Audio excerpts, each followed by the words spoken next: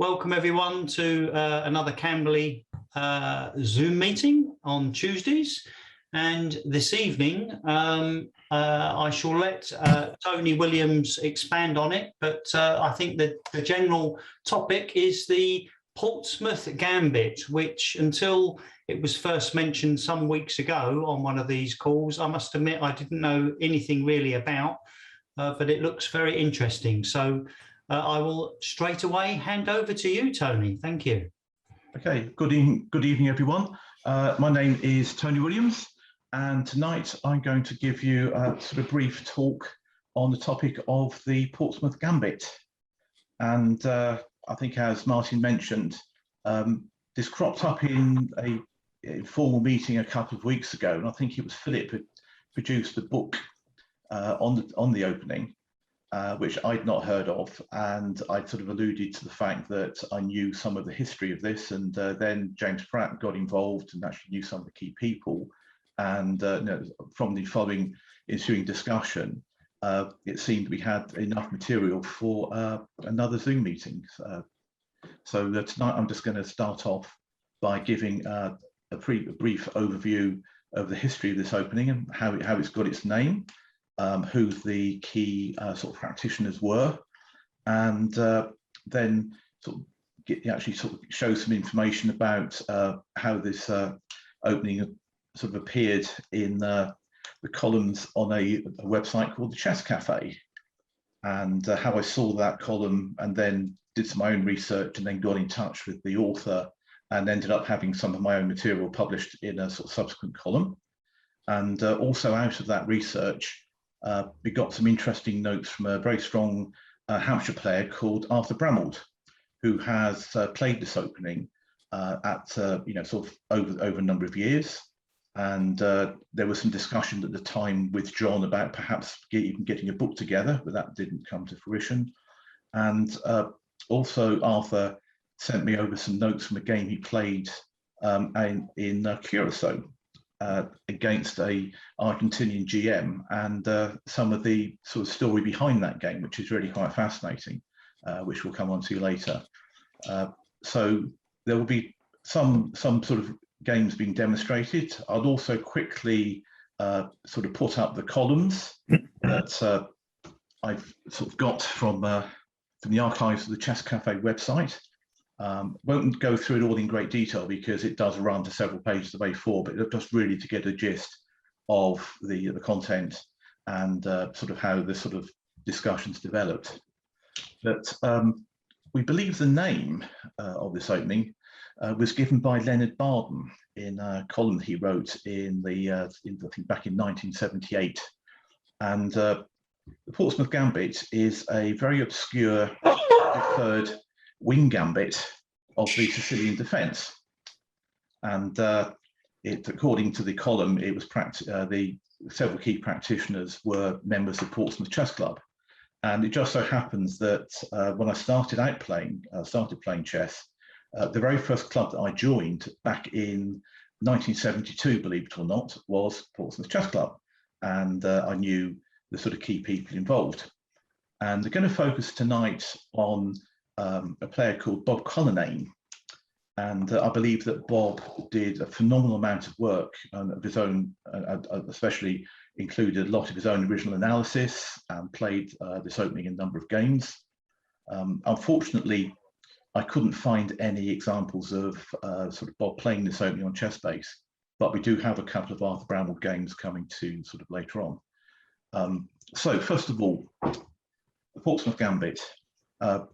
It's played against the Sicilian defence, and it's played after white plays knight f3 and black plays knight c6. Now I don't know. Am I sharing? Not you have permission to share. Okay, I'll start sharing now. Okay, and what share the singer? Yeah, Sonny's left him. Of course. He was mayor of Palm Springs, I'll have you know. Mm. Okay, right, okay. So actually, just bear with me for a moment. Tony, can I just ask you, have you got the Leonard Barden column at hand? No, I don't. I do, so I'll go and get it. Okay, right. That way I'll shut up. No. Okay. So, right.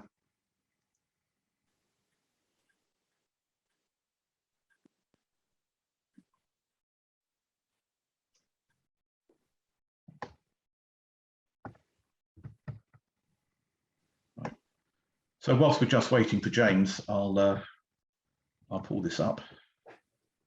Okay. Right.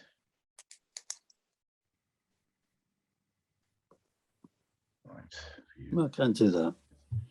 Looks like French defence to me. But it's a strange transposition via a winner. Well, I'm going to come on to some of the games played by by Bob Cullinane first of all, just to give you some idea of his playing style. So, right. So,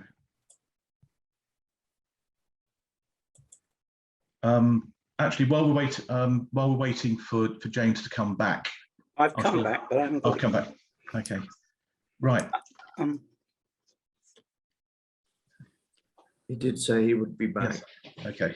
No, I am back, but I haven't found it yet. Okay. Well, I'll carry on talking for a bit about the history first of all.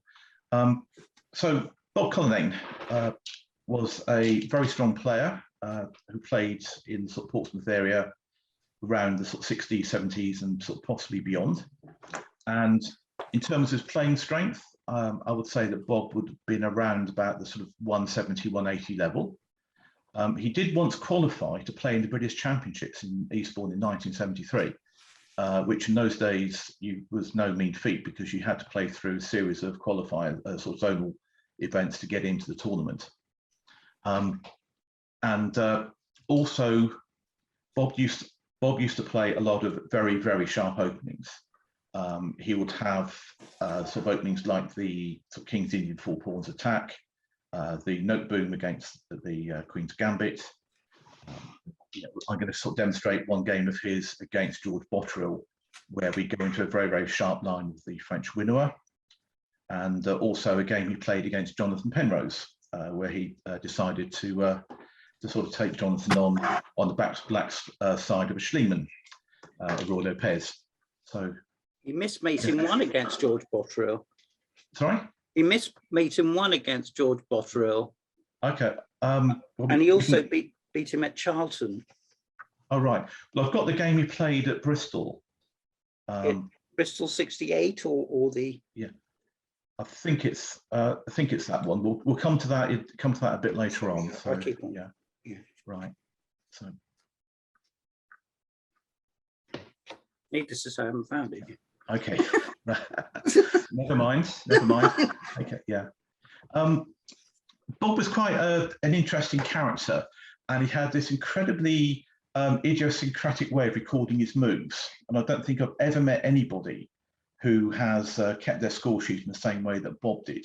I mean, virtually 99.9% of people would just write down the move and that's it. But Bob would go over each character many, many times, so it looked like he was keeping score with a huge, great marker pen, and then slide the score sheet under the board so only the last move was showing. It was a very, very unusual trait that he had. But he was a very strong and sort of very talented player. So what I'm going to do now, I'm going to demonstrate a couple of Bob's games. Now, hopefully you can see a sort of chess-based screen up with a sort of game between Bob Cullinane and George Botterill, which took place in Bristol, Bristol Open in 1980. Can everybody see that? Yes. Yeah. Okay, yeah. Right, okay. Now, a couple of weeks ago, Mark Taylor did a fascinating presentation on some of his games in the French defence, and we're going to go down one of those lines. So Bob Cullinane was white, so the game starts e4, e6, d4, d5, then knight c3, which takes us into the Winoa via the next move sequence of e5 and c5, a3, bishop takes on c3, b takes knight e7, and now Bob plays a very sharp sort of main line of Queen C4 or sort of Queen G4. Response is Queen to C7, and now we end up with a series of moves, which is Queen G7, Rook G8, Queen takes H7, and C takes on D4. Now, the main line of this particular variation, I mean, it's got a number of names. It's been called the Art Sally variation or the Poison Pawn winnower. The most common move here is Knight E2, but Bob plays the move King D1. The reason for this is to sidestep the fork on C3, and Black then continues with D takes on C3. White then plays Knight F3, and Black responds Knight C6. Now the E pawn is threatened twice, but White now plays Knight G5. And Black is pretty much forced to, Black can play Queen E5, but the move played in the game was Knight takes on E5.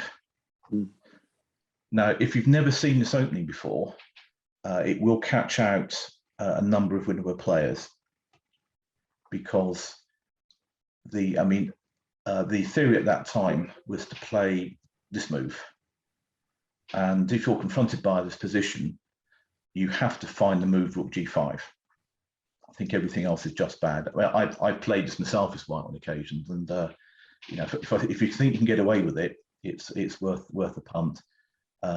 If Black knows the main line to this, then the position that arises is incredibly sharp and complex, but perhaps better for Black. So, following the exchange sacrifice, Black then plays Knight 5 to G6. And then White plays move H4. Black then plays E5. White then follows up with H5 and Knight F8. I mean, White is obviously trying to push his pawns up the board quickly, and sort of Black is trying to push his central pawns forward quickly with the view of trying to open up the White king. So, I mean, as you can see, yeah. This is an incredibly sharp opening. George Bottrill, for those of you perhaps never heard of him before, he twice won the British Championship, and he co-authored a couple of excellent opening books written back in the 1970s with Ray Keane on the modern defence and the Perk defence.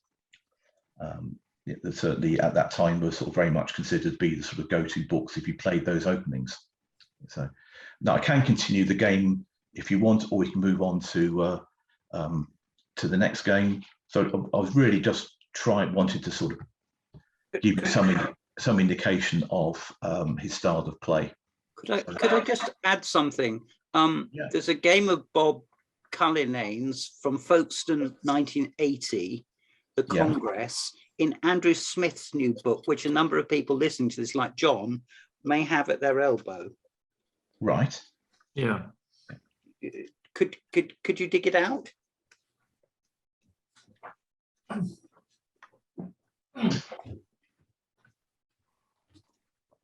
mean, don't stop to dig it out, but okay.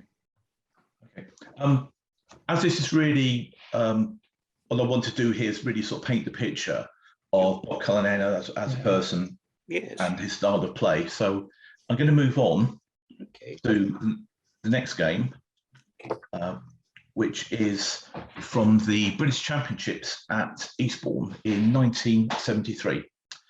And his opponent was Jonathan Penrose. Jonathan had won the British Championship for 10 years, I think from the late 50s into the early sort of late 60s. Just bear with me for a moment. Yes, he last won it in 69. Yeah, it's 58 to 69. He won it 10 times in that period. So what do if you're a sort of 175, 180 player with the black pieces in round one of the British Championships after the E4, E5, Knight F3, Knight C6, Bishop B5. Which is Schliemann, is it? You play a Schliemann. I thought so. Can we see it, please? That was Tony, it. we're still seeing the previous game. You need to. Oh, right. Just load next game, Tony. I thought I'd done that. So, No. right. Well, it might not be the next game in his database. It is right. Okay. Right. What we'll do. It never if worked I- for me either, but you said it. would Yeah. work. How about that? Can you see it now? No. No, we're still with the George Botterill French. Unshare and reshare. That's Okay. definitely works. Right. Yeah. Okay. Fine. I'll do that. Right. So.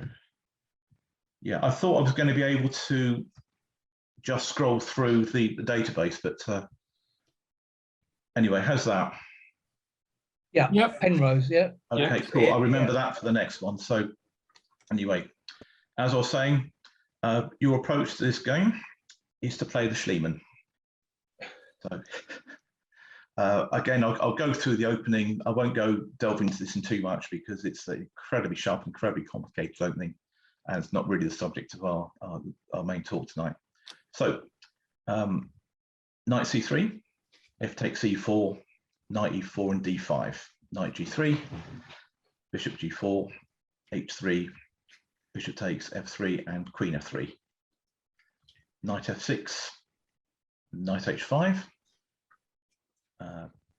queen d6, capturing on f6 and queen h5 check and king d7. Now, the theme of this game is that black's king does get stuck in the middle. So castles, bishop e7, bishop e2, knight d4, bishop g4 check, and king c6. Wow. Yeah. So here you are, He's a 14 brave moves. man. Yeah, it's a very brave man indeed. So here you are, 14 moves into your sort of first round, first appearance of British Championships, and you've got your king on c6. So yeah, interesting stuff. I'm going to sort of stop it there, but just to really give you some idea of the sort of flavour. So I'm going to stop the sharing. Let's move on to the loop next game. By the way, I found this. Yeah. Found this game, Cullinane versus Andrew Smith from the Folkestone Open 1980. That's Right. it. And the title of the game is A Taste of My Own Medicine. Mhm. And it's a Portsmouth Gambit, Oh, right. So which Thank I can play through it if you want to. So we have to. yeah, I mean, do you want to do that now? Oh yeah, I'm happy to do it. Yeah, Yeah. Okay. because I suspect the game isn't. Let me have a look. The Is that the Andrew Smith that we know? Yes. Andrew P. Smith, England's strongest postman. The answer is yes. But Ireland's John didn't strongest answer the postman. question. Well, he operates in England. What about Colin Line? He's retired. Collins has been a postman, but he's not as highly rated as Andrew Smith. He got the sack. But, Yeah. Yeah. John, can you stamp this out? Yeah. Sorry? Can you stamp this out? Yeah, I'm just trying to sort it out. Hang on a sec.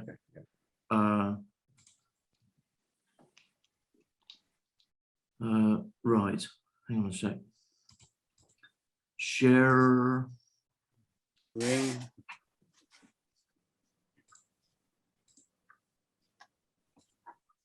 oh, should. I don't know where it is. Oh, wow. Yeah. Right. So we get to. Okay. So I'll just tell you that. I'll read you the narrative from this. So this is just this is Andrew Smith's words. This is just a random game from a tournament played at the beginning of the 1980s. At the time, my attitude to playing chess was attack, attack, attack. The initiative was everything. If it meant sacrificing a few pawns or pieces, then so be it. This game was, I think, the first time that anyone had given me a dose of my own medicine, and I was quite taken aback.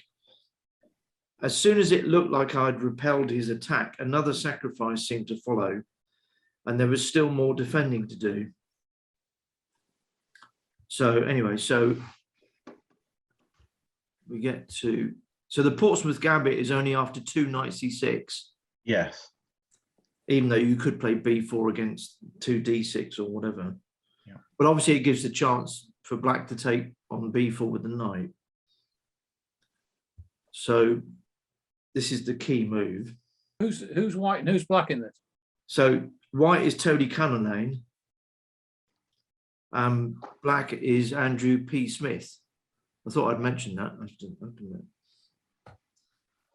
didn't. So black took with the C pawn, but you can take with a knight, of course. And yeah, anyway, so he took with the C pawn. Clearly white's going to play D4 here. D5. Yeah.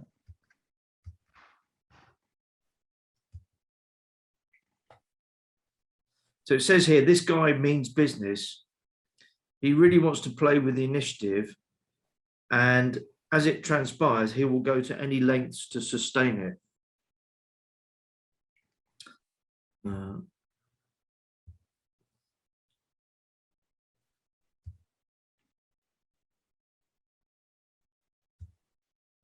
That's right.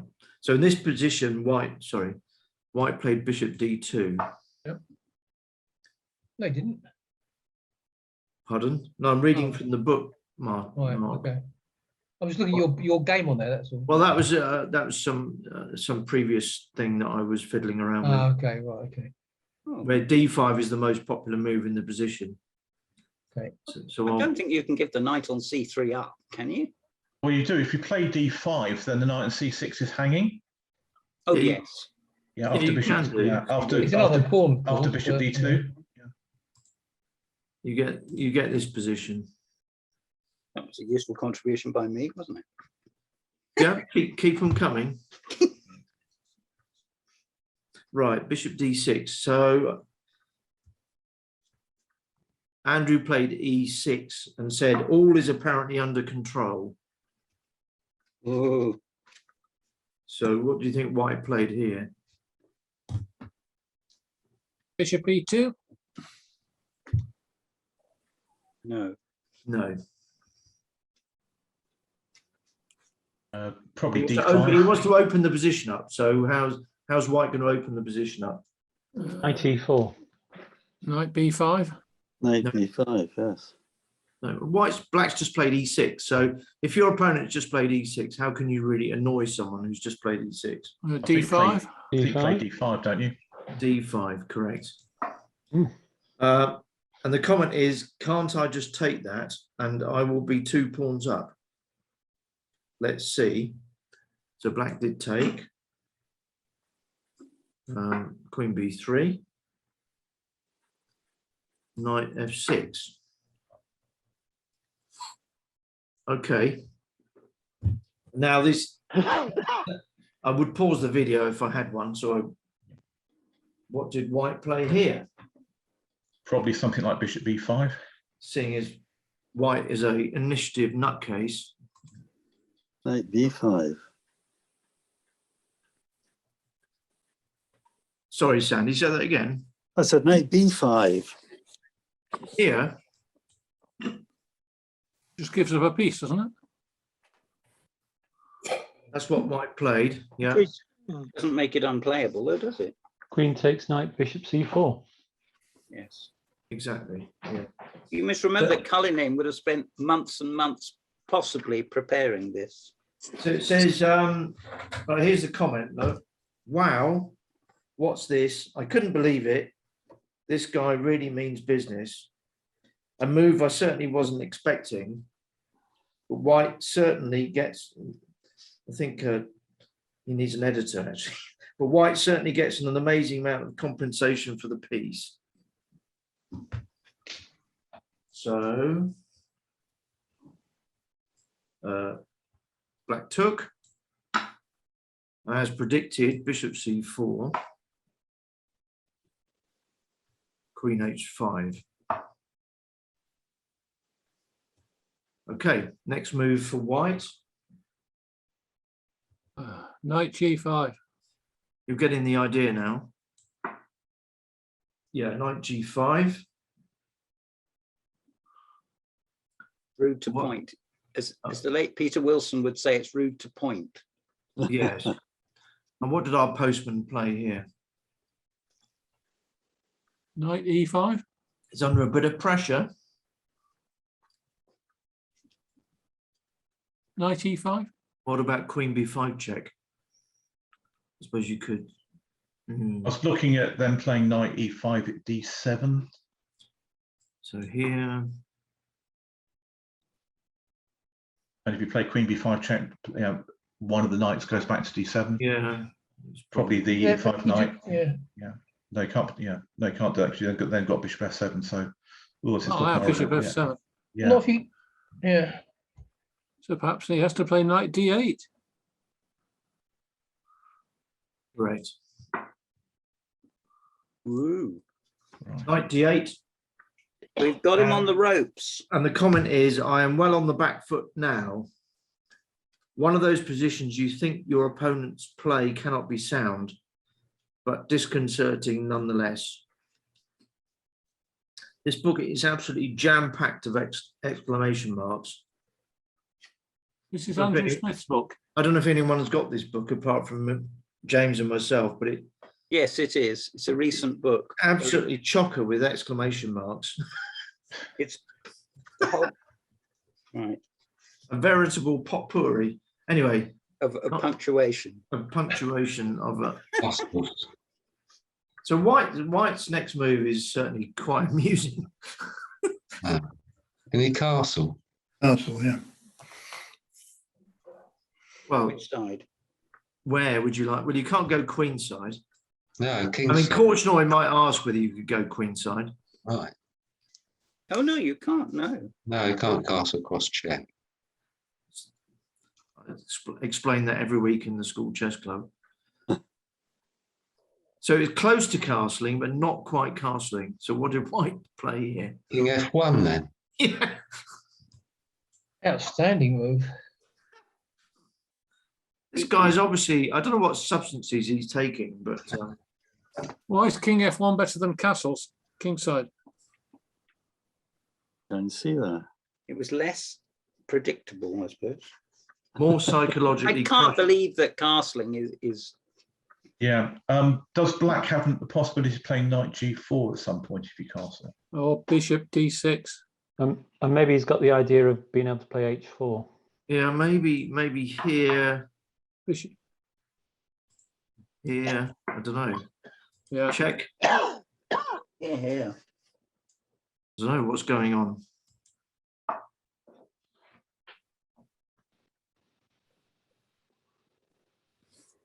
Anyway, King F1 was played. Okay, over to you, as Andrew Martin would say.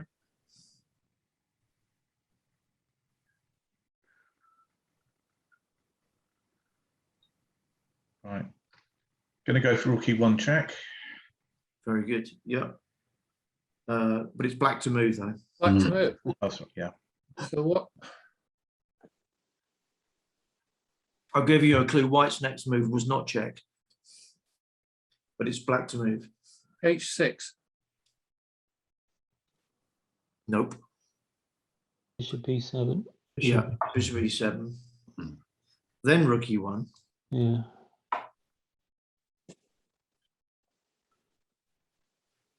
And black played knight e6.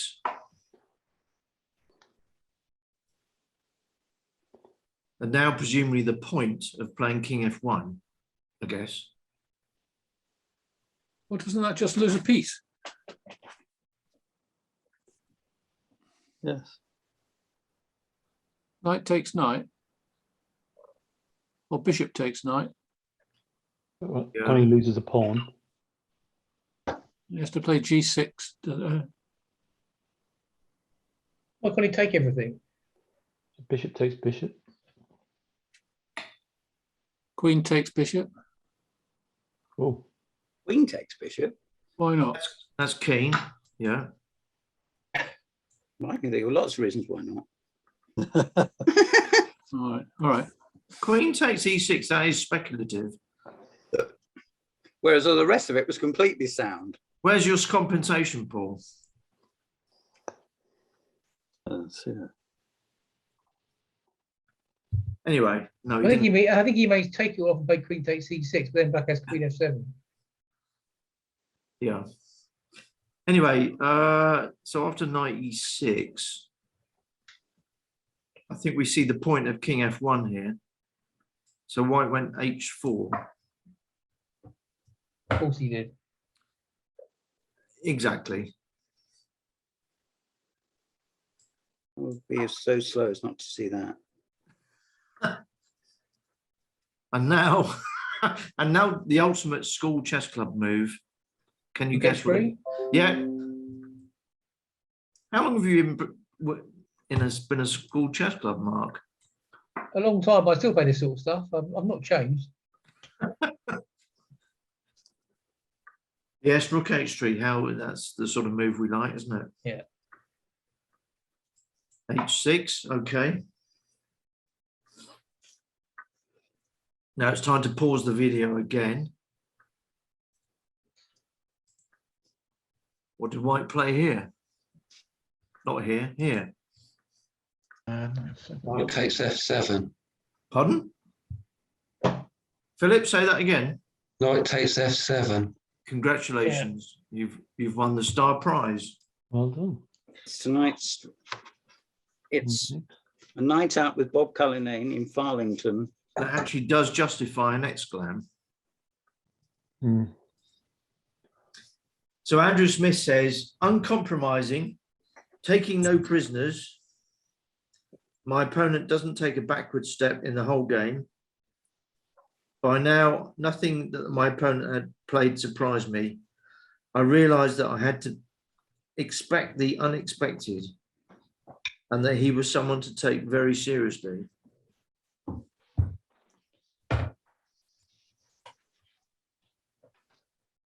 So, what now then?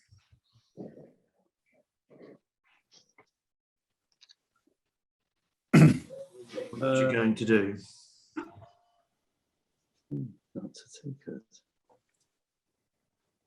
Sorry, Sandy? Oh, I don't see why a king can't take the knight. That's what he did. Yeah. He can take the night, can't he? Rook E3. Rook HE3. Or F4. Rook takes E6. Rook HE3. Oh, right, yeah, first, yeah. Doesn't work, yeah. It's quite a pin, isn't it? Pin and win. I think we can justifiably put that there. Okay, black ran away.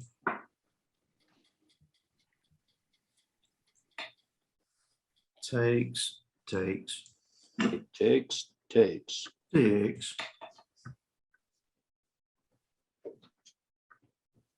And bishop C5.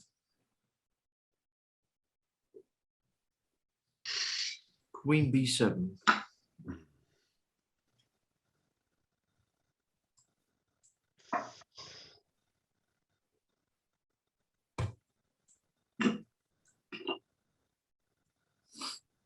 It says here, every piece I have managed to develop, he has exchanged, exclamation mark. I have barely had an actively placed piece in the whole game, exclamation mark. Queen B5. It's quite subtle. Oh, yeah, that's a good move. Yes. Queen C8. Queen C8, yeah. Bishop E7. Oh, this is hanging up. Queen Well, after C8. Queen C8 isn't, but it might be. Got Rook E8. I think you got Rook E8 check. Yeah, but you can take on E8 and then take on C5. Oh, yeah, yeah. Bishop E7. Yeah, I know, but what else has he got? Not a lot. Yeah. Well, he can stop the capture. Bishop E7. And now the move you've been waiting for. Designs. The culmination of white strategy, G3. Oh, that's a surprise. Yeah.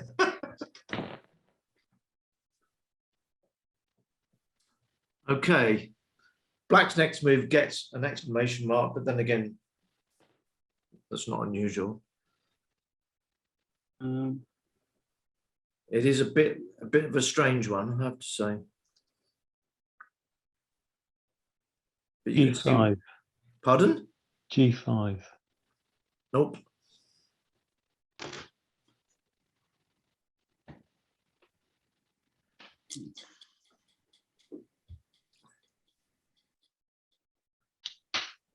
Any other ideas? King F7. Knight d6. Nope. Knight No. d6. Rook takes e7. No, it's black to move, Gordon. Oh, sorry. Yeah. Rook Black to move. h7. He plays the crushing rook h7. Oh. And whoever said that can explain why that's good. After The we highest finish. king on h8. Yeah, indeed. Ah. White's next move, I don't think anyone will guess that, so I'll just play it anyway. He played a3. Yeah, of course, yeah. Yeah, obvious, wasn't it? Yeah, Oh, bishop b4, isn't it? He's just supporting bishop b4. yeah. Knight d6, hitting the queen. Check. Queen c8. I'm going to take the queen. So it says, the dust has settled a bit and white has managed to accrue 2 pawns for a piece. It seemed that I should be more material up after white had made so many sacrifices, but I felt the worst was now over. So G6. no, we'll let Gordon play the next move for black. G5. Must be g4 then. What's You change your name to Gordon. Yeah, he's got the top bishop. D5 exclamation mark, transposing to a line of the Borg. Perhaps some counterplay at last, it says. Perhaps not. And now we justify a3. Yeah. Bishop b4. Knight f5.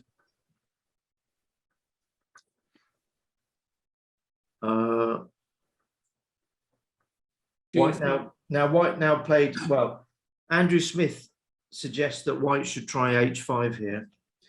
Yeah. I mean, he actually played king g1. Wow. He's saying h5 maybe better, keeping the king side closed. Yeah. And my piece is passive, whilst he can then try to make progress with the passed a pawn. Anyway, so that didn't happen. He played king g1, takes, and Gordon, you can play the next move. g4. Correct. You've had g4 and g5 in the same game. Rook g7. Oops, sorry. Mouse slip. Sorry, promotion. You should have played G4 instead of King H1, King G1. And now Yeah. white blundered. Yeah, wouldn't G4 2 moves earlier have worked better? Yes, it would. White blundered with f3. Oh, king g1's not good, is it? I mean, And plays so well. what did black play now? Bishop c5. Wrong. No? Well, he's got queen takes. Queen takes bishop. Oh, queen It would takes. be lovely if it was that. Yeah, this is backed by this, isn't it, Julian? Yeah, Or yeah, bishop yeah, takes yeah. bishop check. Yeah, I was thinking about something else. But you're close. Very close. Is it not just bishop takes bishop? Very good. Yeah. Hitting the rook and the queen. Oops. And white resigned. Yeah. It has all gone wrong amazingly quickly for white, but that was a crazy game. Yeah. Yeah. Complete But madness. it's just the sort of game you want if you're playing this opening. You know, you're heading deliberately for these very complex, very sharp positions. Yeah. Yeah, I mean, yeah, that was an interesting game. All right, well, I'll stop the share and then Tony can carry on. Yeah. Yep. Okay. Right then. What we'll do next? How are we doing for time? Okay. Right. What I'm going to do next is show the columns that the information. Let's see if I can find it first. Right. Did you find the Leonard Barden column then, James? No, I didn't. I've been searching like mad. It is here, but I just don't know where. Okay. Right. Let's. Right, so let's pull this up. I'm sure Leonard will remember it word for word. Okay, right. Oh, yes, Fred Clough. Yes, okay. I'll very quickly sort of show you the columns from the Chess Cafe website. Now, this is a column that was written by Gary Lane in 2011, and it gives some of the sort of history of the sort of Gambit. And I believe Fred Clough is a player who's played this a lot, and even as I think he created his own website on this particular Gambit. But I think he sort of wrote in to say that he's come across the article by Leonard Barden in the Guardian, which I think hopefully James is going to show us later on. And No, I'm not. I can't find it. Okay. Anyway, never mind. And it was Leonard who christened it the Portsmouth Gambit, following the success of contemporary players on the weekend Congress circuit. Now, that actually isn't quite true, because it really is just down to to sort of Bob Cullinane at this time. And I think it then goes on to describe, describe the Gambit. And I think then Gary Lane goes on to sort of mention, the work done by sort of Fred Clough, and sort of mentions Bob Cullinane and Glenn Lambert. Now, as it happens, because I know I knew Bob and Glenn, and I knew it was Bob's work, and I know Glenn may well have been one of the analysts behind it, but it's not something that Glenn would play. No, it wasn't. It wasn't Glenn Lambert. No. There was a game in the British Championships which Barden quoted, and I think it was Marshall Thompson. Oh, the Marshall Thompson game is in this article, and it's in the Right. Hampshire individual. Right. And I would very much doubt whether Glenn. Bob Cullinane would dragged in anybody, including me. But the fact remains that Glenn Lambert, that's not likely. Yeah. Now, for anybody who doesn't know who Glenn Lambert was, Glenn Lambert was a very strong junior player who was also a member of Portsmouth Chess Club, same age as me. And at one time, he was probably the strongest junior outside the Soviet Union. And in 1976, Glenn got a wild card into the British Championship and finished in 10th place. Well, I think his rating for the tournament was about 2,300. He was an astonishingly strong player, probably playing off about 200, but when he was 16, 17 years old. But sadly, he never sort of went on past that, and sort of gave the game up and had a few issues. And sadly, he is not with us anymore. But in fact, I've still got a couple of his informations downstairs. So I borrowed and never gave back. Sorry, Glenn. So there's, and if anybody wants a copy of these columns, if they're interested, then please let me know, and I'll send them on to you. But I was actually just flicking through this today, and I did come across a couple of games from the Hampshire individual, and I think somewhere in this article it does mention some of Bob's games. I think one against Marshall Thompson. I'm just quickly scrolling through this to see if I can sort of find the relevant game. Was it maybe against David Lees, the one that Barden gives? It might be. I mean, I just happen to be. Here we are. Here we are. Okay. We looked at this earlier with D5. Yes. And then it does reference a game, Cullinane against Marshall Thompson from the Hampshire individual, 1974. Yes. Now, if we want to go into sort of some of the theory on another occasion, then perhaps we can sort of, actually go into this particular game or others, and sort of delve into this a lot more deeply. But anyway, I read this column and I thought, oh, hang on a minute.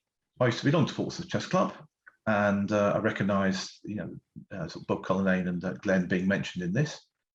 So I went away and sort of did some research. And one of the sort of best pieces of information I could find was that I got an email back from Arthur Bramold, who's a very strong Hampshire player. and Arthur sent me some information about the games that he's played. And in fact, I found 4 of them in ChessBase, and I'll quickly go on and sort of demonstrate those in a minute. But in the sort of subsequent column, in the next month, Gary did a follow-up on the article, and right at the very end of this, we'll get right through to the bottom. Here we go. And I actually wrote back to Gary, and Gary then published sort of my response in his column. And it was basically, you know, alluding to the fact that at that time I couldn't find any of Bob's games, and it was very much sort of Bob Cullinane sort of work and not something that Glenn would play. I did in fact find a thematic tournament that was run by the BCCA. That was, I think, underway, but that was the limit of my research, and that was my sort of 5 minutes of fame there. So I'm now going to go back to the database again, and what I want to do is, if I can just bear with me for a second, folks, I'm now going to go, yeah,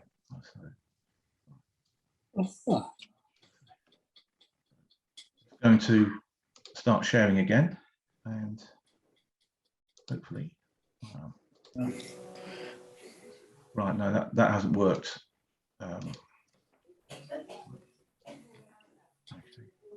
Now, what I would like to hope is happening.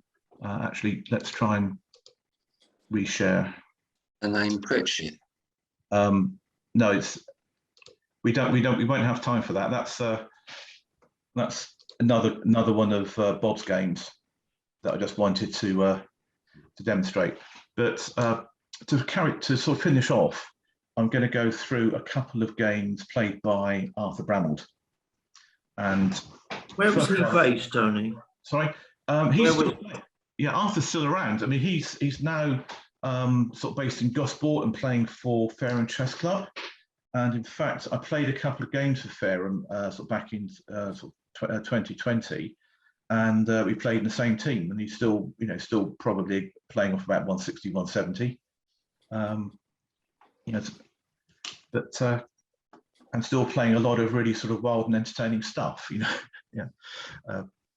But anyway, this game was played in the Guernsey Open back in 1976, and it gives you a flavour of what can happen when sort of black doesn't defend too accurately, and you know, sort of goes under quite quickly.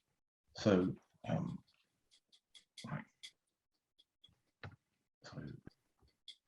So again, we get into the Portsmouth Gambit, d4. And the first thing is that black has to find d5. Now, not everybody would find that move when they're first confronted by this opening. But we follow the same moves as the previous Cullinane Andrew Smith game, BC, knight c3. And now black goes wrong here with queen d8. And white follows up with d5 and knight b8. He's resetting the pieces for the next game. Yeah. Interesting thing about gambits to try and figure out whether or not a gambit is a good one or a bad one. You're working on the basis that a pawn is usually worth 3 moves. As a general rule, if you're trying to assess a position, you just literally can sometimes just count the moves and see how many moves ahead white is. Sometimes there's other space consideration that comes in as well. But you can literally say here that to get to this position, black has made no moves and white has made 4. So we're doing pretty well. So yeah, I mean, black has already gone seriously wrong. So the game continues bishop to f4 and a6 and rook c1. Yeah, knight f6, queen a4 check, bishop d7 and queen b3. b5, a4, queen a5, a takes b5, bishop takes b5, bishop takes b5, a b5, queen b5, queen takes, knight takes. White's already got his pawn back, he's ahead in development, and must be much better at this point. So knight a6. We've got the moves up, so we won't be playing sort of guess the move tonight. Just quickly sort of go through this game to give you some idea of how we carry on. So d6, e takes d, and now castles. Obviously got rook e1 coming in. Black plays king d7 and knight g5, d5.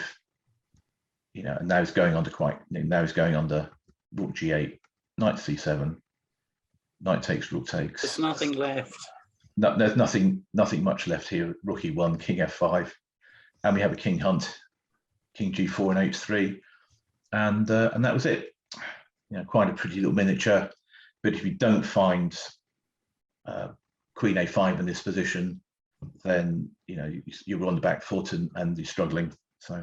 But can't black play knight takes b4 instead of pawn takes, and that prevents then it stops d4 happening, doesn't it?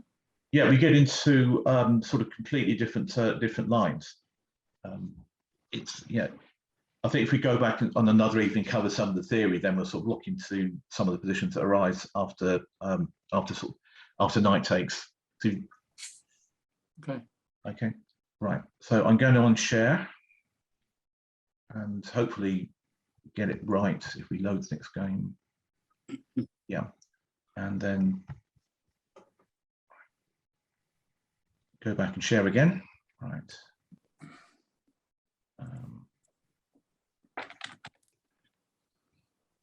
No, that didn't work. Just bear with me for a second, folks, while I do this. Sandy, did you get my email today? I did indeed. When would it be convenient to get it signed? Well, I struggled to print off the form. So, Mark, can you print it, or should I try again? I've printed it and I've got it in front of me right now.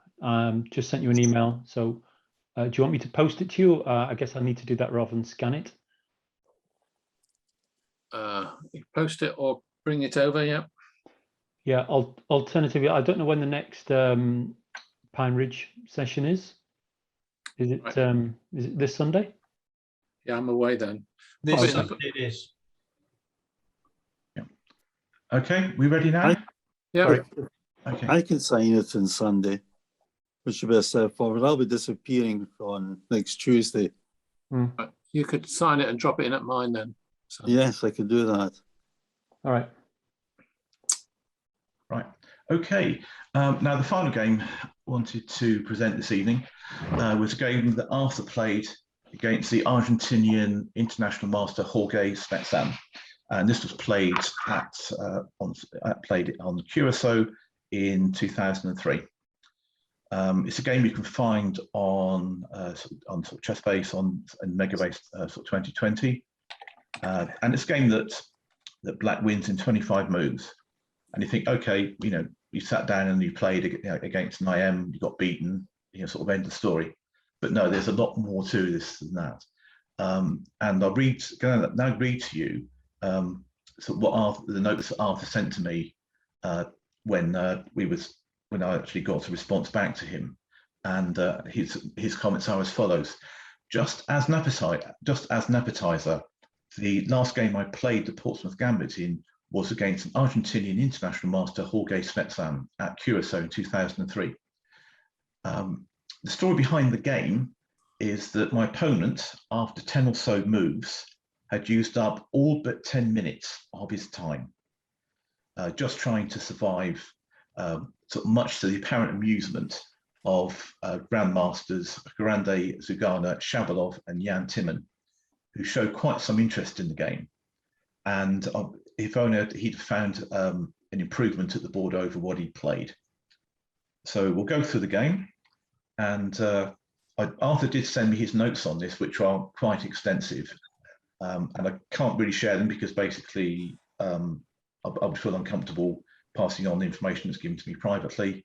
And I think nowadays we could perhaps go through this game with an engine and maybe sort of refine the analysis even further. But we'll go through the moves and and enjoy the game. So again, White starts off with e4, and c5, knight f3, and knight c6, b4, knight takes b4, cb3, and knight c6. And in fact, we do get a line, as Paul alluded to, where we play, where black takes on b4 with the knight and not the pawn. So white continues with d4, and now black plays d5, e takes d5, queen takes d5, and knight a3. Now here we are on move 7, and bear in mind that black will probably spend something like an hour and a half over his next 5 or 6 moves. What? Yeah. So I mean, we've got to a position quite quickly, and perhaps this is the speed that we would expect to play the opening, sort of moves off. But maybe play the first 7-8 moves in 5-10 minutes, and then you'd have used up pretty much an hour and a half on the next half dozen moves or so. But anyway, we'll sort of step through the game. Black plays bishop g4 and rook b1. Knight f6. Obviously, you have to calculate whether or not you're going to take the b pawn. And the black is really saying, okay, I'll give the pawn back and hopefully, catch up on my development. White then plays bishop c4 check, and black plays queen e4, and white now plays king f1. Black continues e6, so h3, and bishop h5. Now at this point in the game, white continues with bishop g5, which according to Arthur was a mistake, and the move that he should have played was rook takes b7. G4 is also a move that can be played in this position, and I've got about a page of analysis in that, so I don't propose to sort of go through all that tonight. But we have a very complex position. You can imagine that if you're playing this game for the white side, you've maybe spent half an hour or so far playing moves that and you're at least an hour ahead on the clock. So quite an amazing position to find yourself in. But the game now continues on bishop g5, and black is better from this point on. C takes d4, knight takes b5, rook c8. White now plays g4. Black has the only move, bishop g6, and white has really only one move, which is rook b2 here. D takes c3. Now white plays bishop takes on e6. It's probably starting to go wrong now. So yeah, and queen d3, king to g2, queen d1, rook d1, fe6, rook e2, and I think you're probably losing at this point. It's too fast. Just a minute. I've lost my way. Sorry. I didn't get that either. No, okay, right. I'll go back. So yeah. What was the point of bishop takes e6? No, that's what I didn't get. Yeah, I didn't get it either. So neither did Arthur. Yeah. No. So rook c8, I understand. Yeah, g4 and bishop g6. So now with the rook on b1 is hanging. Yeah. So we have to play here. And I think you probably realise at this juncture. Well, now the bishop's hanging and the rook's attacked. Yeah. So both. Oh, I see. He was probably hoping that the queen would recapture on e6. Yeah, but I think that but he can't. What else has he got? Yeah. I think at this point you realise your opening has gone wrong. Yeah, you've given up that second pawn, so you're now sort of 3 pawns down, even if you recapture on c3. You are hundreds of miles from home. Sorry? You're hundreds of miles from home. Yes. Can't he play pawn takes rook after bishop? Well, it's now. Yeah, why after bishop takes e6? Oh. Yeah, but you bear in mind the rook on c8 is hanging. So yeah, but you're going to queen on b1. Yeah. What's he saying? Okay. Oh, yes, it is. Yeah. So, okay, then let's quickly look at that. You take on here, capture here, you capture here. Yeah, it's all, I think it's really just another way it's all measuring. So, I mean, perhaps B1 equals queen? Yeah. Mm. Knight C7 check. But you've got, so let's, yeah, Knight C7 check. Yep. Right, so what happens now? King E7. Right.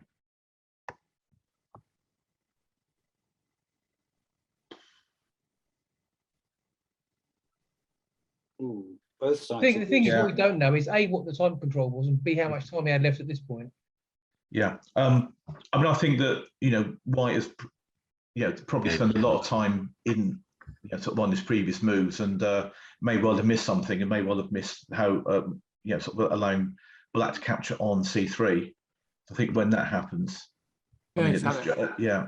Okay. But my opinion in this is though, okay, but it's the best move. But get the queen, he's probably short of time. Get the queens off, Yeah.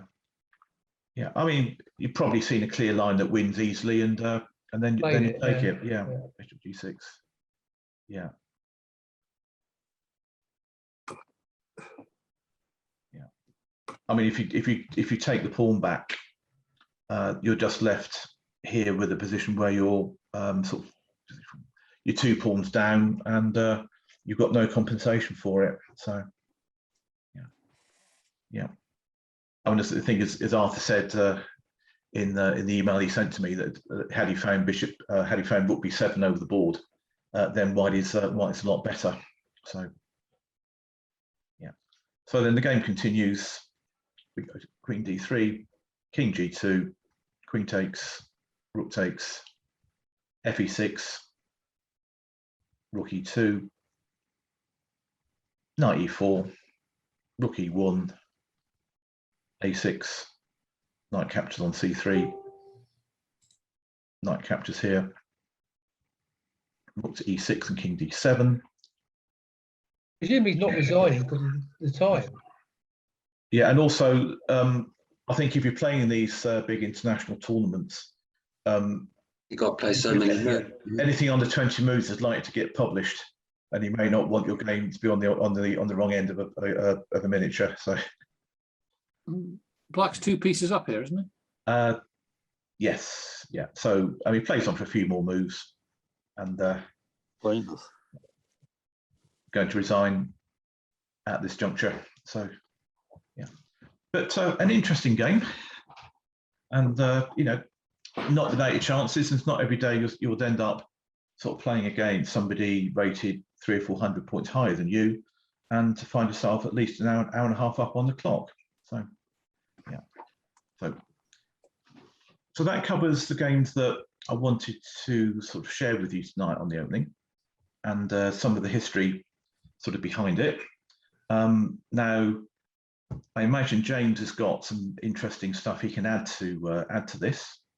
Shall we take a break for a couple of minutes? Yeah. No, nothing particularly occurs. I think where you mentioned that you knew Bob and you knew Terry Honington, so you must have had some involvement around. Oh yes. Portsmouth, yeah. I'm a Portsmouth. I'm a Hampshire man, but the Basingstoke end of the territory. Right. Okay. Yeah. John Upham and I did go over the Portsmouth Gambit at Brighton 1980 with Bob Cullinane, who was there spectating. Oh right. Yeah. And I rather liked it, if only for the entertainment value, and John rather less so. Yeah. In fact, not at all. And it went from there, really. Yeah. Well, John, I can show a game if you want after we have a drink. Please do. Okay. I might need a couple of drinks, but I do. Yeah. I'm going to go and get a drink. Okay. Bring us come back then. Okay. Tony, I came across it on the Amazon website. So What have you got? Have you got a book on it? Yeah, as American player David Lonsdale plays unusual openings. If you go on the Amazon website, yes, and put his name in with chess books next to it. You can see, well, he doesn't, they're not chess, they're more like pamphlets of his games. There's not much analysis, but he seems to specialise in unusual lines and openings. Have you got it? Yeah, I have.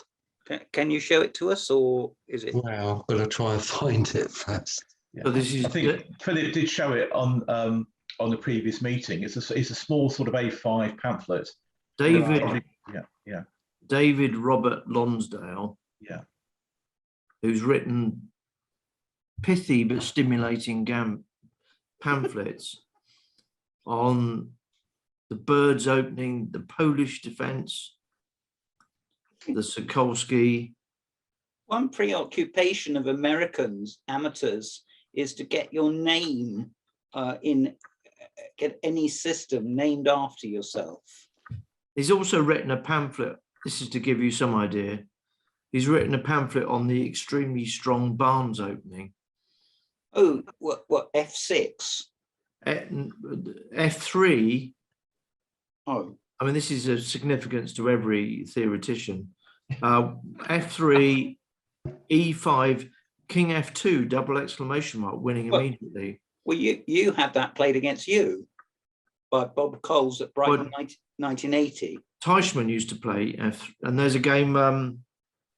Andrew Martin's game. And Eric Teichmann used to play that as well. Yes, he did. Yeah, and so did Tony Miles. And there's a. Actually, Magnus Carlsen's gone one better. He's played a system which has F6 and C6, Queen A5, King D8, Queen H5, and then Queen E8, swapping his king and queen around. So. Oh, there is actually a name for that. Yeah, there may well be. Yeah. We're talking about the bomb cloud. Is that the bomb cloud? No, the bomb cloud is E4, E5, King E2. Yeah. And the double bong is King E7. So. Looks like my dear old Myers. And then does white play King E1 and black goes King E8 after that? That is one line.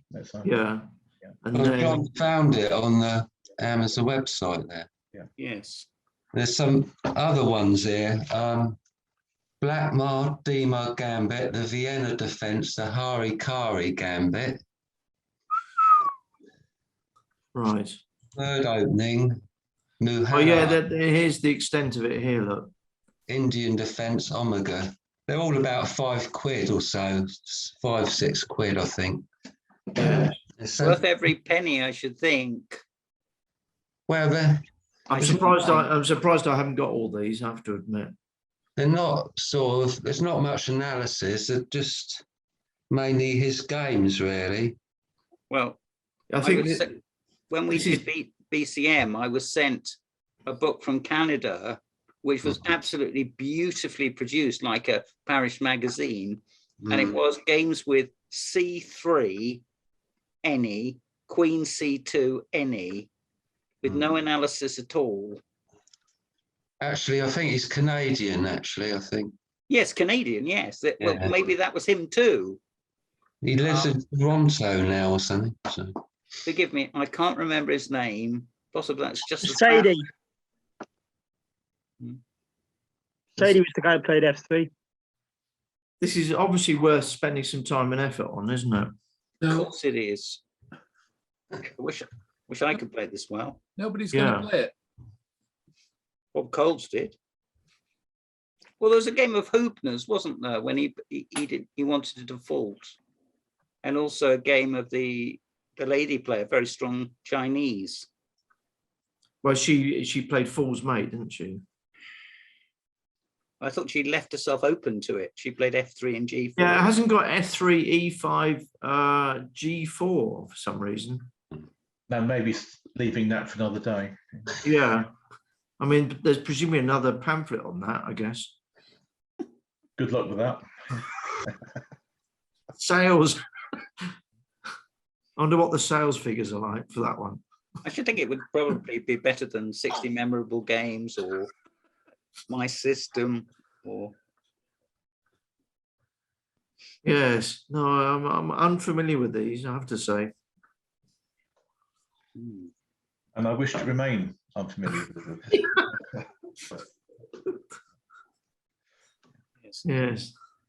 The best bloke to is Jack Young. If you ever see anything by Jack Young. Here is David Robert Lonsdale himself. Oh, I do apologise. He now lives with his sister and his French poodle in Toronto, Ontario. And he's currently working up a tree, apparently. Or living. When he says he's working on a family tree and he lives with his sister, I'm very, very confused as to whether or not it's, is actually extending it or doing some research into the past bits. But I think that French poodle, that's yes. Okay. Well, anyway, thanks for sharing that. I've it's worth. We've aged overnight. Share my screen, John. It'd be worth playing it for novelty value and looking at your opponent's face. Well, I imagine he'll laugh and say thank you very much. Yeah, in a blitz game, that's worth 10 seconds. So, yeah. Well, yeah, you could play it in bullet, I suppose.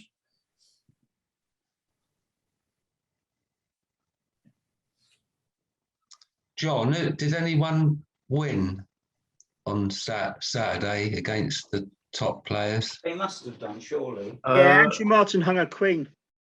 Andrew Martin blundered one of Nick Pert's queen because Nick Pert was taking so long. He was actually running into the next round, and so they decided. Jones beat Harry Grieve. Did he? Okay. We ought to get Harry Grieve along. He lives in Camberley, apparently. No, he's at university still. I know, but his home's in Camberley. So, John, do you want to let me share screen or not? I've done that already. You can share. Can I? Yeah. All right. You've got a choice. I can either show you a game I played on chess.com today, which is very exciting, or a game of Magnus Carlsen recently. Which do you want? Your game by a mile, please. The game's a very interesting game. Well, then. All right. I'll show you. Know this? I'll show you Carlsen. Who's that? You may well ask. He's a Portsmouth player. That's why I'm bringing it out. Okay. Can you see my screen? Yes. Yeah. No. Okay. This is a game played by Magnus Carlsen recently against Daniel Nadaritsky in the Aim Chess US Rapid, and it's a Caro-Kann. And I play the Caro-Kann, and I play this line in the Caro-Kann, and Magnus Carlsen demolishes it in double quick time, which is very worrying if you're Caro-Kann player. Okay, and that's what I play. You can play Bishop F5 here as black. I play C5 to counterattack in the center. All right. Do you want to remove the notation screen because it's just taking up space? If you go, that's it. Okay, so this is probably the strongest continuation pawn takes, but it looks odd because you're breaking up the white pawn structure, but actually it's probably the strongest continuation for white. E6 is the standard response. You can play knight C6 as black here, and here Carlsen played the move Queen G4, which is very uncommon. No one ever plays this against me. I play a lot of games with this as black on chess.com. Nobody ever plays this. Fortunately, it just looks premature to bring the queen out here. It inhibits the bishop from taking the pawn on c5. The bishop wants to go to c5, and it can't do obviously with the queen on g4. So black plays knight to d7, hitting this pawn, hitting both the pawns. Yeah, Queen G4 is not Carlsen's idea. No, it's been. Do you know? Well, I'll, just for a quiz question, whose idea was this? I don't know. Botvin. Originally, Botvinnik's never going to play Queen G4. Well, this occurred at World Championship level, didn't it? Up to. I'll give you a clue. This person's names consist of 3 letters. His surname. Tal. Correct. Yeah, so this is an idea of Tal's that's quite well known. Yeah, well, this game he plays in the style of Tal, as you'll see. So knight d7, he's attacking both the pawns. So white plays a solid developing move. Black should play h5 here. Yeah, he should play h5. He played knight takes c5, bishop e2, and black played knight e7. And the knight can go to g6 or it can go to c6. So that's a useful move. Castles. He put his knight on f5. Now, the benefit of putting it on f5 is that it holds the g7. So that now releases the bishop to come to either e7 or c5. So knight f5 is quite a good place to put the knight. But unfortunately, white has a very strong counter move to that. Is it c4? It's c4. And c4, as it says in this commentary by David Howell on this, blowing open the centre is logical as black lags behind in development. Now, you can't really, if you you don't really want white to break up this centre. So black played d takes c4, which means he's getting further behind in development. And white, what did Carlson play here? Knight a3. No. Well, he's got rook d1. He played rook d1, which boundless has to be a good move. And what did Nadoritsky play? Well, is knight d3 playable? Probably not. You're going to run into problems then with knight a3, I think. Yeah. Or even b3. Queen c7. I would play queen c7 here. He played bishop d7. Maybe it doesn't make a lot of difference. No. And he took this bishop takes. And according to Howell, queen takes c4 is even stronger here. Because it allows g4 hitting this knight, which has got nowhere nice to go really. And also it allows b4 hitting the other knight. So Howell's commentary says that queen takes c4 is better than bishop takes c4. But anyway, there we go. Bishop takes c4, and black wants to get out of this pin. He played queen to bishop 6, knight c3, and black. What would you play here as black? h5. Bishop e7. Bishop e7 is what was played, and it's what I would play to try and develop my pieces and get castled. But John Upham's right. The commentary says he should be playing h5. And h5, he can then kick the queen away somewhere. The queen hasn't got many good places to go, but he can kick the queen away, because if the queen goes to g5, then you can hit it with the bishop, with bishop e7. But he played bishop e7. He should have played h5. So what did white play now?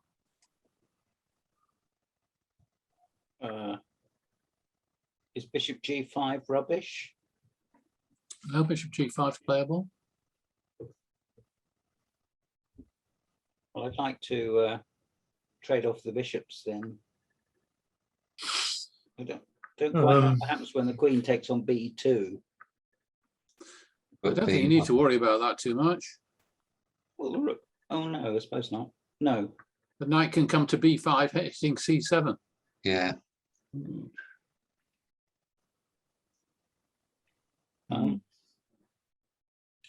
Interesting. Well, can we play? Oh no, we can't do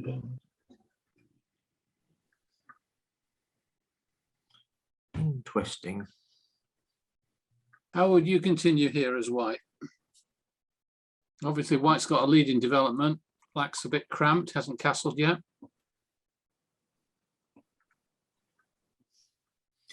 How ridiculous is b4? Yeah, unfortunately, it's what you do with knight on c3. Because you'd really like to play rook.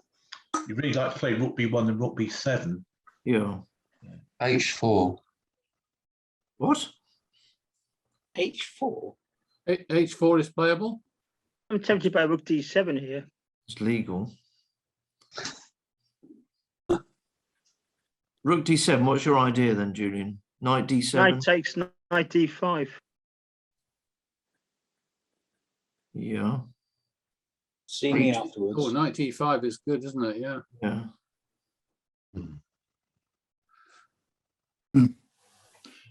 Now, Carlson played knight d4. Right. Mm, Knight d4. spoils Hard move to sport. find. And That's not obvious, is it? Naroditsky played the best move, h5, kicking the queen away. Because As recommended by John. that's recommended by John, yes. And came back here. So he doesn't want to allow knight takes knight, black, so he plays knight takes knight, rook takes knight. Oh, Bishop c6. Now it looks as though black's getting away with this to some extent. But now you get bishop e3. I was going to say there's some cheapos coming up now. Well, bishop e3 is quite unpleasant. It's got indirect threats against the queen. The b2 pawn is now protected by the queen. So well, why didn't black castle queenside before he moved his bishop? Because he's not going to castle kingside. So what is he doing? well, he is going to castle kingside, but Wow, that's What with the H pawn hanging? yeah, it's difficult. Whatever he does, it's difficult. But he did have that option. Yeah, I agree. I blame But, John. That H5 I think never happened. White would have come powering down the c file. sure, but But you've also got moves if you can get B4 or A4 and B4, yeah, A5. B4, Yes, I it's, agree. Yeah. Now the threat here for White, I think, is b4. Is it? Well, looks quite tasty. Takes some working out, but it might be. Anyway, well, so but at this stage, black played a strange move. I think he played a5, presumably to stop b4. Well, no other reason to do it, is it? And I think after b4, if queen takes, then he's got a bishop move, revealing the rook on the queen, even though the knight's hanging. I don't know what Carlson planned to do if White played b4 and he took it. But anyway, he didn't like Naroditsky didn't like that, so he played a5. But that cost him a move, which he could have used with something like g6. Anyway, so what would you play here as White? Knight e4. Pardon? Rook AD1. Knight B5. Rook AD1 is what he played. Yeah, good solid move, coming down, just owning the d file. And what would you play here as black? Well, I'd try and play rook d8 if I could. Yes, that I would. Castles. I'd have to calculate whether that was possible. He's got to play G6, hasn't he? At some point. No, I'm not worried about the H pawn. I think rook d8 looks right, but does it Black sound? Black needs the castle, doesn't he? So Black needs the castle, yeah. So he's got to protect the H pawn, surely. Stop calling me Shirley. So if he plays g6, then White can play The crushing. g6, Yeah, I was looking at that with the pin. Yeah. and that cuts off the bishop from defending the knight. So bishop takes d6,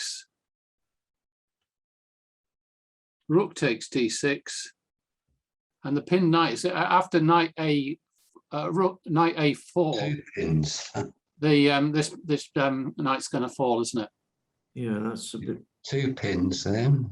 Yeah. You got queen a7.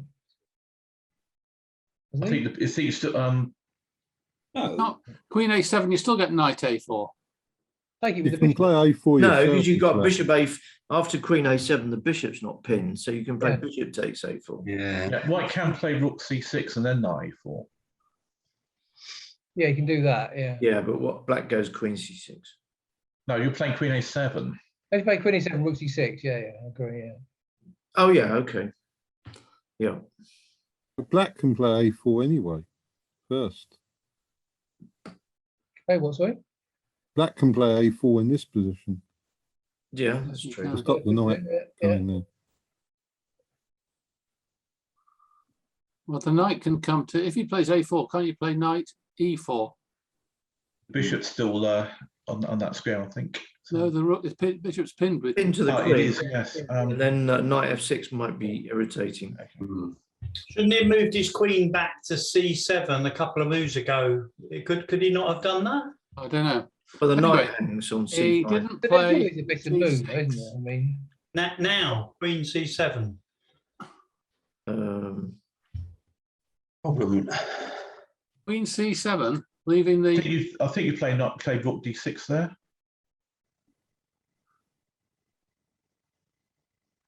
Yeah. It's an altogether different game, isn't it? I mean, yeah.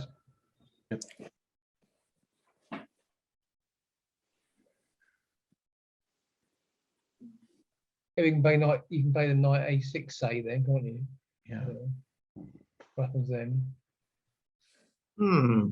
Knight B5. I don't know. Curious. Yeah. Yeah. So I was looking at knight B5 there. It's Complicated. yeah. It's getting very tricky for black, isn't it? Very tricky. Anyway, black in this position, castle. So, of course, white snaffled the H pawn. Hooray. But he can't play rook H4 because the bishop's on H4. Hmm. So, at this point, queen takes H5, black played, queen takes B2. How greedy is that? Terrible. Hitting the Right. knight. It's brave. What would you play here as white? Rook to H4. Well, I'd like to take on C5 and then play rook H4. Rook H4, you get bishop takes rook. No, I meant. And then What about- bishop takes knight. Yeah, What you can about- do that. rook G4. Yeah. I just, Just giving up the knight. well, yes. But it's not my game, is it? So I can. You can take other. Yeah. Well, I'd have to work out that the rook takes Right. G7. I'm looking at an idea. What's wrong with knight E2 here?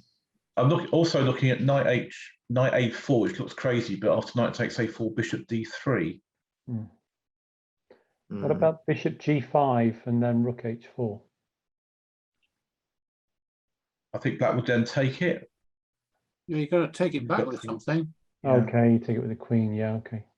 And then you might have some defensive moves. Yes, yeah, Yeah. no, of course. So what about knight E2 then? Knight E2 is a bit passive. But No, there's but I'm- nothing wrong with it. I'm going for the king side.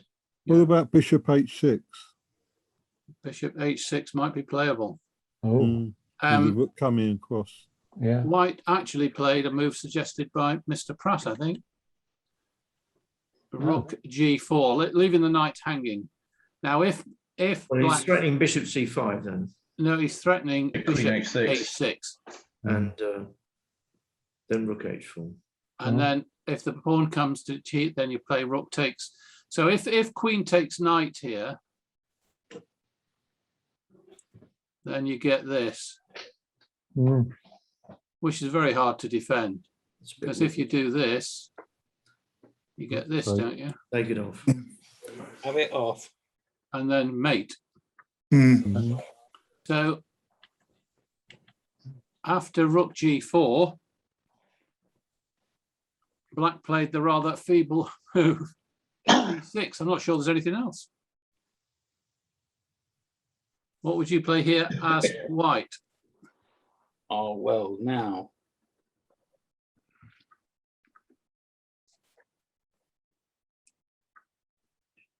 I think Bishop rook G6, H6 again. rook G6 is going to work here because you can have rook D4, rook D4 at the end of it. Yes, you would have to have something to swing across. Just play bishop H6 again. Don't forget black's got queen A1 check. You got bishop C1. I thought you were telling me you got bishop F1. Bishop F1, yeah.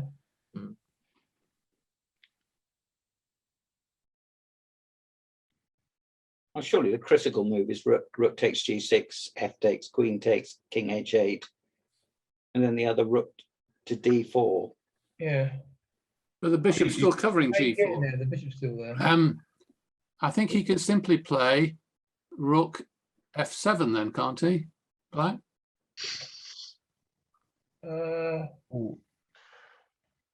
Yeah, but also white can play queen takes knight, threatening queen e1 check. I'm going to suggest you start the sequence off with bishop c5 in this position.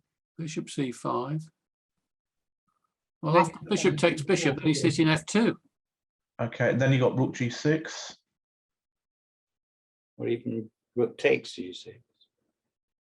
Well, I'm sure somebody somebody suggested bishop h6, didn't they? Somebody suggested it. What's wrong with that? Folded, didn't No, nothing wrong with that.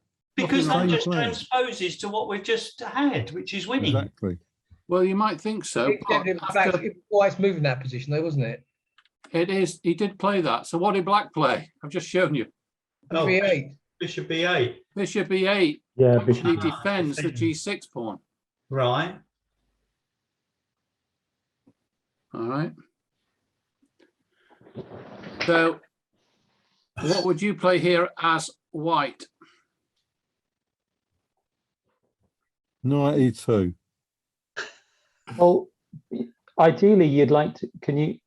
You'd like to play bishop takes e6, so then you can capture rook takes g6. So you need to get rid of the knight. So what about knight a? Oh no. See, Knight 8. Oh gosh. knight e4. Oh, knight a4. But then it's bishop takes knight, isn't it? So knight e4. Yeah, but then rook takes g6 check though. Sorry. Yeah. Yeah. I thought knight e2 and then coming into f4. Oh, gentlemen, isn't this a bit slow? I don't know.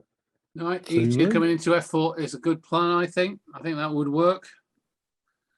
Magnus Carlsen, the world champion, played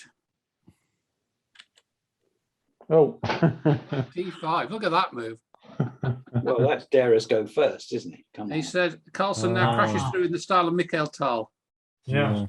Brilliant. Now the f7 pawn's going to be pinned. Yeah. That's You've good. got I it. haven't even heard of Tal. You've got it.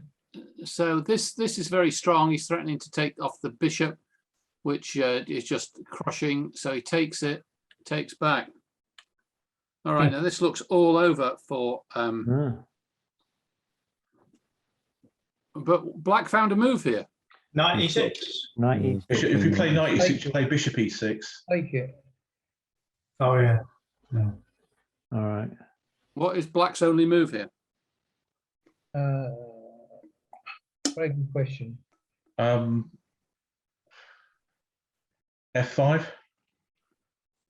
F5. No, sorry, folks. Ignore that. Ignore that. Bishop takes king. Yeah, sorry, folks. H7. Yeah, ignore that. Sorry. King h7. King h7 is correct. King Oh my God. But now he's got bishop c1. Yeah. Exchanging the queen. See what? Yeah, but the queen's And on. pawn for it. takes queen. Oh yeah. And then bishop takes. Oh, yeah, the rook's hanging. The All right. queen is on prise. I reckon you're playing for the other side. You're just going. We're all white here. Has anyone like me forgotten that a piece like the queen, which looks safe, isn't when the king moves? Correct. That's why king h7, which looks very odd, is a move. Yeah, clever. Anyway, the game only lasted another 3 moves. And With queen h3. Queen h3 is correct. Queen h3 is quite safe, and now the threats are very strong. Now bishop c1 is a threat. Yeah. Yeah. So after queen h3, black played rook h8. So if the bishop comes back to c1, then you've got king g7. hitting your own, hitting the queen. Well, you can give the So queen up on what should white play here? Take the rook. Yeah, just take the rook, surely. Laughing all the way to the bank. Well, except change up, mind you. That's what he did. Take what rook? Take what rook? Yeah, what rook? The rook on h8. With what? With check. With the queen, and then take on b2. I mean, after bishop c1. Yeah. Bishop c1, king g7. Okay. And then queen takes rook. Yeah. I know that. Oh, you 2 moves ahead of me. Exchange up. Exchange up. It's not Bishop g5. Sorry. Right. Oh, yes, that's a point. Is it? Yeah. Bishop F4 check. Same thing. Can't see. That's right. King G7. We may be able to go Yeah. bishop F6 now. Can we bishop F8? Hang on. Oh, it's a bishop F1 check.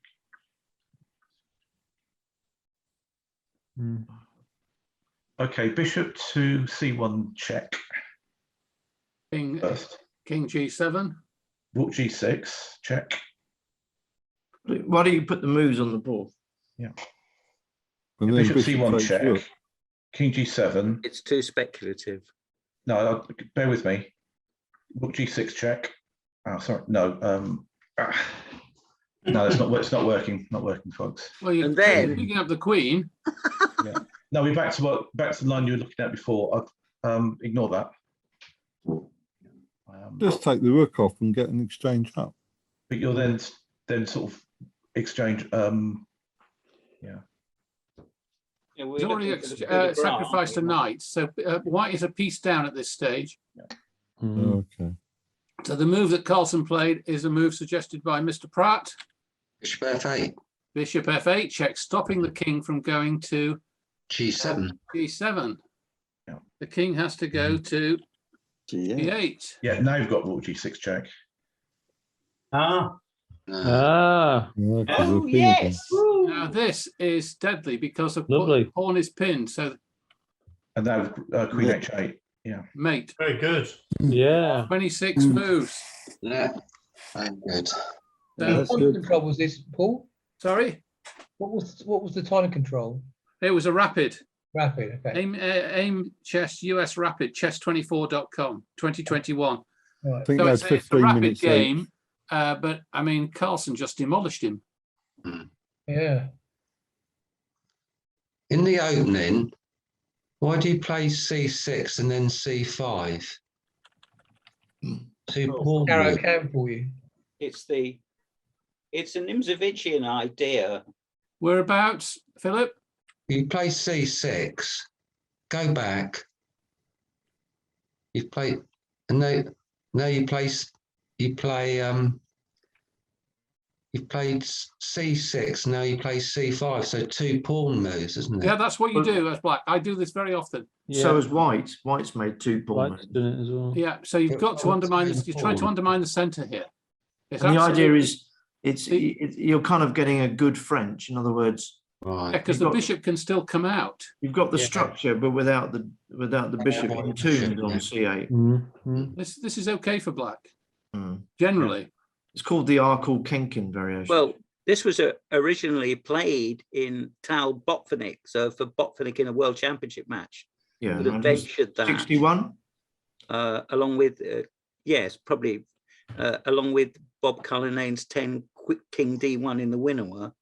That is the stamp of authority. Okay, do you want to see my game from chess.com? Yes. If it's as good as that, Paul, yes. Yeah, I'm sure it's at least as good as it. It's not as good as that. I'm ripping the seats up here. Okay, we're going to chess.com. Now, my rating on chess.com is normally about 1900, but I've had an amazing run recently and I'm at 2100, believe it or not. This is me, Cod Banana. Brilliant. Well Yeah. done. So, and I've won a lot of games recently. So it's just, yeah, I'm on a lucky streak at the Playing moment. like Nakamura. Yeah, so I'll You show go, you this you go game. through streaks, don't you? Then you go through bad streaks. It's strange. I mean, How many games are you playing a day, Paul, on average? Oh, about 2. 100. What time limit You've is got to this play rating, 24 Paul? hours a day, 7 days a week. It's 10 minutes by the looks of it. You're playing 10 minutes, yeah?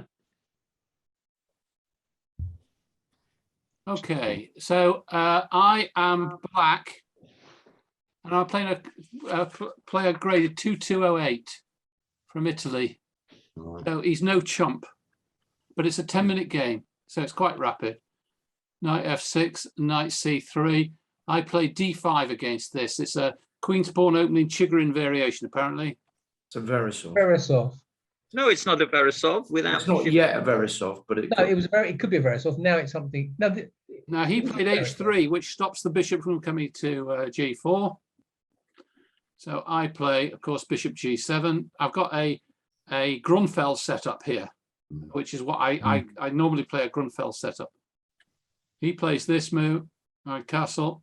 Probably a Tory attack. What about knight e4 then? Knight e4 is coming. So he plays queen c1. So he's got the he's threatening bishop h6, which is pretty thematic. So I play here c5. That's absolutely. You've got a counter attack in the middle, in the center. When white's going to throw everything down the king side here. So it's very important for black to get some momentum in the center. If white's played h3, then he's going to waste a move when he wants to play h4, though. So. Correct. Exactly right. So he played e3 here, which cut off his queen from his bishop. The queen's looking a bit silly now, I think, on c1. I play the knight to c6. He plays bishop here. Which is pointless. It is a bit. It's not pinning the knight to anything. I take off here. He takes.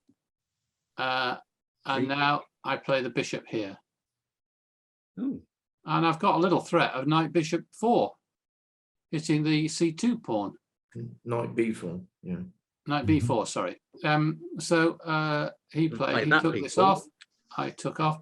Now in this position, what white often does is he maneuvers his knight to a5 and then onto c5, which is very annoying. It's a very nice place to get a knight, that c5 square. You can stop it with knight d7 though. Sorry? You can go knight d7 and stop that. Yeah, you can go knight d7. Yeah. Black must be at least equal here. So I play knight e4 here, hitting the bishop and hitting the knight. He took the knight. Now, in this position, because his queen's not on the d file, the d pawn is hanging. If I'm threatening to play bishop takes knight, and then play bishop takes d4, which he can't really allow, and it's not easy for him to defend. He could play queen e3 here, I guess. Queen e3 might be the move, but even then, I'd probably play bishop takes knight. Yeah. So he played c3 to blunt my bishop, and I gave him the double pawn. And this double pawn proved to be the key factor in the game, actually. Yeah, it's not. He's really ballsed it up for a strong player, isn't he? He has a bit, yeah. It was a rapid game. So I play queen d7. So I want to relieve the pin on the e pawn, and the queen hits the h pawn. He plays king here. Those white squares look very weak, don't they? Yeah. King g2. I move so this gives him a bit of a headache. He can't move the queen very easily. He moved his rook here. This is a bit passive. And here I played a good move. I played e5. He takes. He's got to take. Otherwise, I'm taking on d4. Bishop takes. Rook e1. Rook e8. So I'm trying to activate my rooks here. He plays his bishop here. Now, if I what were you doing after rook e5 instead of bishop f4? Rook e5, I'd take it. Yeah, and then bishop f4. Yeah, and then I bring the other rook across to e1. So whatever happens, I end up with the e file. Do you follow me? Yeah. If he plays rook takes bishop, I play rook takes rook. He plays bishop f4. I play rook b8 to e8. Yeah. And then I'm going to double on the e file. I'm going to bring my rook down to e2. Oh no, because he's going to recapture on e5, isn't he? You're not going to. I know. But I'll still have the rook on e5, and I'll have my queen on e7. So I'll own the e file. All's right with the world. All's right with the world. Anyway, he didn't play that. He plays bishop here, wants to exchange. So I came here. Now he goes here. If I play bishop takes bishop, he sorts out his pawns. So I want to. I now want to own the e file. So I play rook here. And he plays f4, which looks quite a good move because when the bishop moves back, he can play f5, revealing his bishop on the queen. But in actual fact, this was a mistake. And this is a mistake, I think, that cost him the game ultimately, as you'll see, because he trapped his bishop now. Bishop came back here. In fact, it would have been better on g7, I think. rook takes, queen takes. I still own the e file, which is important. Queen here. Sorry, Now Paul, rook just before, why couldn't he have played F5? he could at that stage. Play bishop. Okay. Let's Really play that obvious. F5. But if he does, I'm coming down towards E2. He doesn't. He can't let me have E2 just yet. He's still suffering from Queen C1. He's still suffering from Queen C1. Queen C1 was a big mistake. But anyway, Queen. He plays. That's to. I go here. So I want to own. Now he can play King F1 here, maybe. Queen. He goes Queen here, which I think was a mistake. Why didn't he do F3? He could have played F. If he plays F3, then I play Queen E2 check. Yeah. And take the queens off. Yeah. And then I've got my rook on the 7th rank, which and it's he can't do much about it. He came here, so I went here.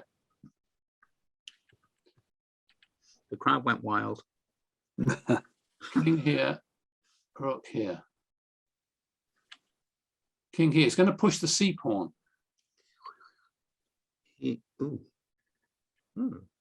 All right, he wants to have create. Now I played a good move here. I played F5. Now his bishop is out of the game. My bishop's in the game. His bishop is out of the game. Yes, it is. And he's run out of time here, by the way. He played this move. So what should I play here? D5. D4. So D4. Absolutely. This pawn is going to be monstrous. He's trying to create counterplay with the passed pawn, but it's too slow. He's got to play rook D1 here. Now he can get a few checks in. And this is all over now because he can't stop rook to E1. E1. And I think he resigned here. Well done. Very good. Very instructive because it does show the power of centralization. Yeah. And it shows that even a little weakness like a double death pawn can cost you the game. At this top level. And that was another Carlsen game, was it? It could have been. Yeah, I thought it was. I mean, didn't Hard to say. tell. I know it's hard to tell the difference. Yeah, it was Brian Carlson from Margate. Okay, that's enough from me. That's absolutely nothing. that's good game. Good game, Paul. Yeah. Oh, Yeah, very that good. was a good game.